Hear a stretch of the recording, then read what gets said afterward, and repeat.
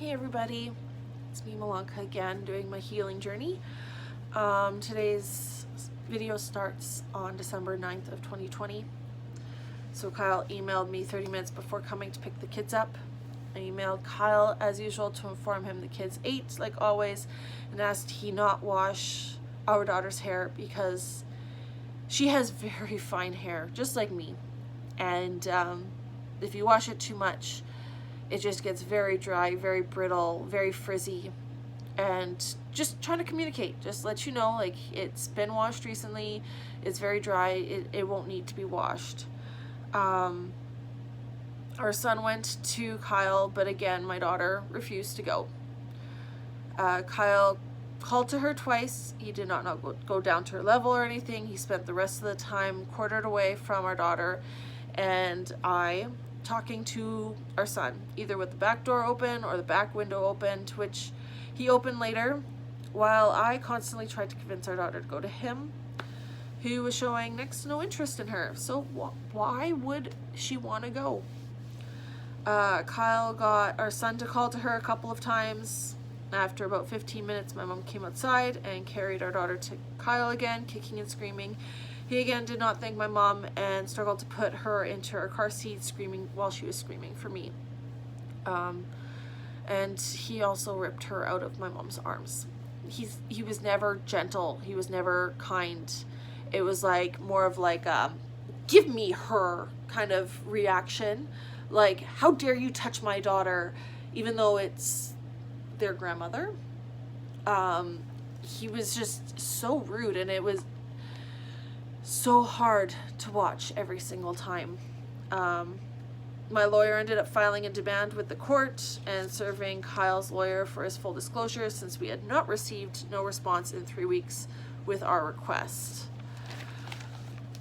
Sad that we have to push even more because they wouldn't want to give us what we're entitled to have. Kyle emailed he was leaving on December 10th. As usual, no communication about the kids when he had dropped them off. Kyle previously stated we are no longer using the kids to pass things to each other, and he told me to mail everything to him, yet he sent stuff to me through our son this morning. So apparently what he says is a double standard. Everything he says is a double standard. It only applies to me, it never applies to him. That's something that you need to keep in mind. That's just the way it is. And as usual, both kids were cranky and tired and were in bed by 6 o'clock that night. December 11th of 2020, he emailed me he was on his way to pick up the kids. There was no issues with our daughter walking to Kyle today, which was a nice change. I emailed Kyle regarding potty training, that it was PJ day at school, so we all had a PJ day today, which is why the kids were still in PJs, and that the kids had ate dinner. 20 minutes prior to Kyle getting here, I ran to the bathroom with the runs. It happens. And I left the kids with my parents. I heard my son yell he had to pee and run to the bathroom. I then heard laughing and running, and then a big bang and screaming. I was told by my mom that my son was running backwards, not looking where he was going, spun and hit his head on the hallway wall. She got him iced immediately, and then he was fine playing with the remote control train that my parents had. My mom bought a Frozen themed train that went around the Christmas tree, and it's remote controlled, so you can reverse it, you can go forward, you can make them speak and whatnot to make noise, and the kids really enjoyed it. And my son had no mark on his head or face when he left, and just in the moment, I didn't think to message Kyle and give him a heads up, as the kids will be kids, and if there was anything to be concerned about, I would have told him, taken my son to emerge.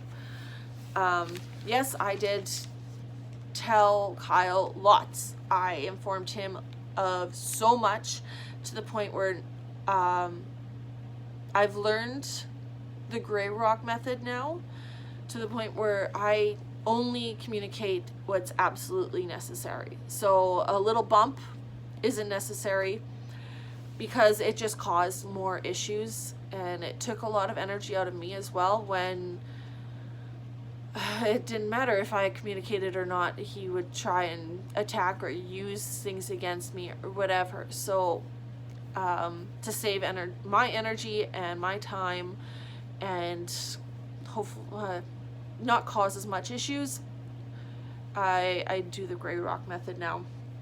The next day I received an email from Kyle in regards to my son having a black eye. He didn't send a picture. He stated our son told him on the way home that he hit his head, but if he was so concerned, he chose not to inquire about it the night before.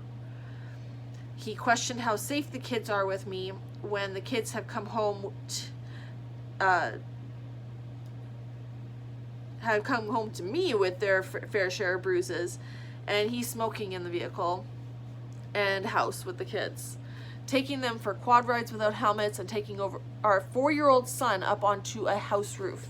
So he was helping his brother reshingle his roof, and he had taken our son, our 4-year-old son, onto this 2-story house roof without any restraint, no ropes, no nothing.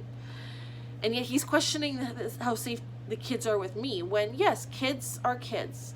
My son's 4th birthday, we were in a merge because he had butted my footboard. Things happen. Kids get bumps and bruises. Do I question every single bruise that the kids come home with? No. Especially when it's on their shins, unless it's like in abundance. Okay, there's going to be some questions. If they're in a weird place, yeah, I'm going to question the kids. But I barely asked Kyle, like, hey, are the kids safe in your care? Because this is what's happened. Kids slip, kids trip, kids have accidents. But to the fact that he's questioning if the kids are safe just because he was running in the house, for one. The hallway is laminate flooring, so it's not carpet, so it's easy to slip on. He is only 5, and yeah, like, he is safe, he just wasn't acting properly.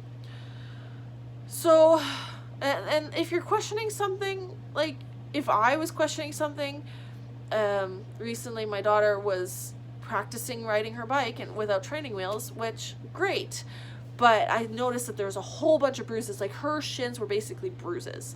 So of course I'm asking what's going on, and he had told me she's been practicing riding her bike without training wheels. That's probably from the pedals. Okay, no problem, but I'll send a photo like, hey, I noticed these. Do you have any kind of explanation? Like, I'm just concerned. Does she need to get some blood tests? Is there something wrong with her body? Like, I'm not blaming you or anything. I need to know, is there something that's causing it, or do I need to get her checked out? That's all I'm asking. But to the fact that he's like, well, are they safe just because there's a black eye? Well, yes, they are safe. You never had questions about their safety when you weren't home for that year after our daughter was born. And I was home alone with our children all the time. And now that I'm living with my parents, who my mom works out of the house for the most part, and I have support compared to when I was living alone in our house and no one was there to help me out, you're now questioning their safety now? Like, I don't understand that. It's just, it doesn't make any sense. But that was another fun incident. I'm gonna end my story there. Everyone, please take care, stay safe, and enjoy life to the fullest. Bye.